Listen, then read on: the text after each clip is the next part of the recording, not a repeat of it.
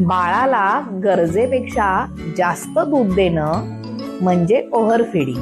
बऱ्याचदा काय होतं मैत्रिणींनो, बाळ रडत असेल किंवा बाळाचं चांगलं वजन वाढण्यासाठी किंवा बाळाची हाडं मजबूत होण्यासाठी किंवा घरातली मोठी माणसं सांगतात म्हणून सतत दूध दिलं जातं आणि त्यामुळे बाळाला ओव्हर फीडिंग दिल्यामुळे उलटी होणं, पोट फुगणं, गॅसेस होणं असे त्रास होतात.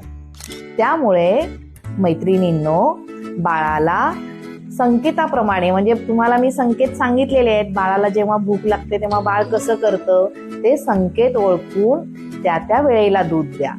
2 फिडिंगच्या मध्ये अंतर ठेवा. दूध पाजून झाल्यानंतर बाळाला छानपैकी खेळायला ठेवा.